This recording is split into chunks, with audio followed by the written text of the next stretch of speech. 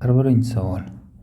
ABC uchburchakning BC tomonida Y nuqta olingan bo'lib, burchak BA ga 60 gradusga, burchak CA ga 30 gradusga teng. Demak, ABY va ACY uchburchaklar tashkil etilgan aylana markazlari mos ravishda A1 A2 ga, B2 ildiz 3 ga, CY 4 ga tengliklar o'rildi. Demak, yaxshi. Demak, bizda ko'k chizmani tayyor qilib chizib oldim birinchi. Demak, chizmani analiz qilib olayotgan bo'lsak, birinchi navbatda. Demak, bu yerda ABC ko'k chiziqdagilar ABC uchburchak.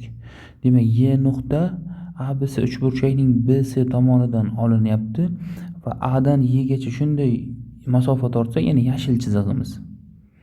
Keyin bu yerda ABY uchburchak uchun bitta aylana chizilyapti, kichik aylana A1 nuqtada markazi. Demak, keyingisi AYS uchburchak uchun bitta aylana chizilyapti, demak markazi A2 nuqtada. Bu yerda A1 A1 ylar kichik aylananing radiuslari, A2 A2S'lar esa bu katta aylananing radiuslari. Keyin bizga aytilyapti, nimalar aytilyapti? Burchak BAY 60 gradus, burchak CAY 30 gradusga teng bo'lsa, o'z-o'zidan burchak A 90 gradus bo'lib qoladi. Demak, ketamiz. Demak, biza A1 masofani topishimiz kerak. A1 masofani topish uchun nima qilamiz? To'g'ri burchakliligidan foydalanamiz. Ya'ni to'g'ri burchakliligidan qanday foydalanamiz desa, burchak ABC plus burchak ACB lar yig'indisi 90 gradusga teng bo'ladi, chunki A burchagimiz 90 gradus demak. Bir burchagimiz 90 gradus bo'lsa, qolgan burchaklari 90 gradus bo'lishi kerak. Yaxshi.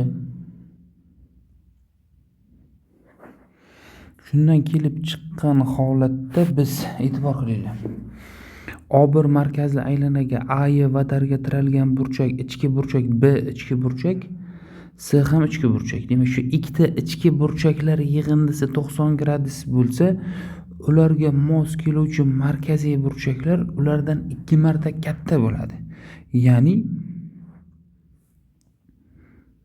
burchak A1C A1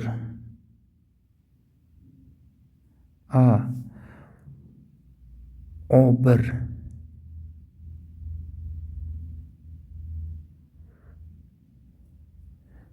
C emas, A1 Y.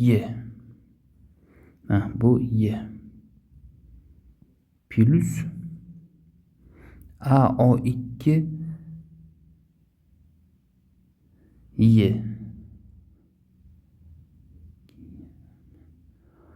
Keyin A1 A2 Y'ni topish uchun bu yerdan bitta shunday tortib olsak. Burchakcha qilib. Shunda burchak A2Y teng bo'ladi 180 gradusga. Demak, ichki burchaklari yig'indisi 90 gradus bo'lsa, markaziy burchaklar yig'indisi 180 gradusga teng bo'ladi. Shundan kelib chiqqan holatda, shundan keyin burchak A1 A2 plyusdan burchak A1 Y A2 larning ham yig'indisi 180 gradusga teng bo'ladi. Shundan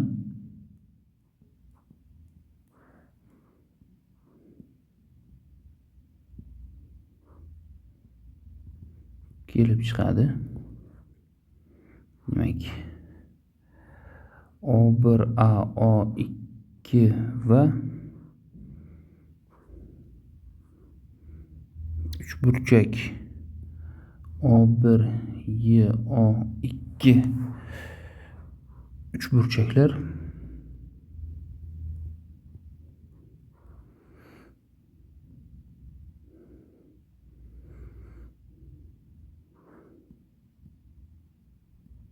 Uchburchaklar teng.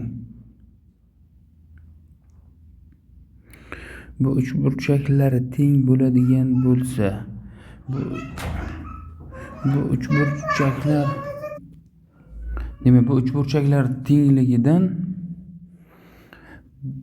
burchak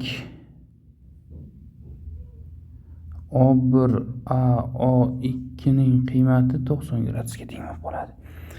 Demak, buni qiymati 90 gradusga teng bo'lgandan keyin O1 O2 masofamiz ildiz ostida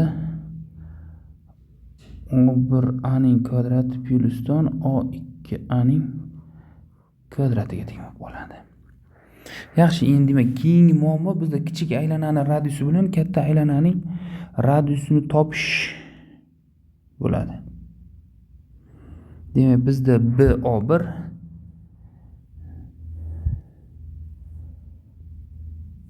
BO1 ga bitta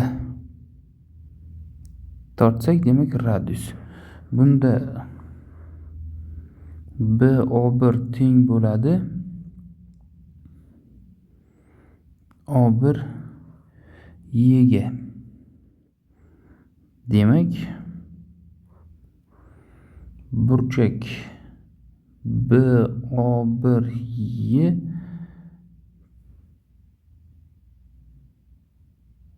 teng bo'ladi 120 gradusga. 120 gradusga teng bo'lsa, BO1 teng bo'lib qoladi O1 A ga teng bo'ladi 2 ga. Yaxshi. Demak, O1 A ni topib oldik. Demak, O1 A dan keyin biz nimani topishimiz kerak? Biz O1 A dan keyin topishimiz kerak bo'ladigan nimiz O2 A ekan. O2 A. Bu yerda O2 Y teng bo'ladi O2 S ga. Demak, burchak SO2 Y teng bo'ladi 60 gradusga. 60 gradusga teng bo'ladigan bo'lsa, O2 S teng bo'ladi 4 ga.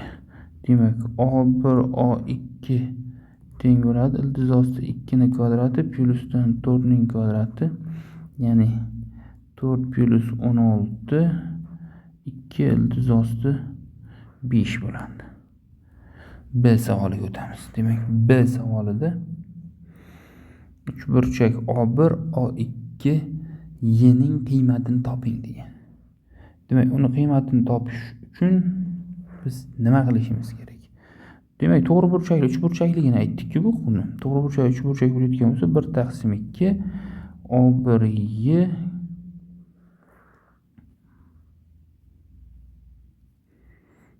demak, hozir buni yaxshiroq qilib yozishga harakat qilamiz. Demak, O1 Y ko'paytirilgan O2 Y ular ko'paytmas, ya'ni 1/2 ko'paytirilgan 2 ko'paytirilgan 4, ya'ni 4 ga teng bo'ladi. Savolimizda ozroq qiyinlik darajasi bor.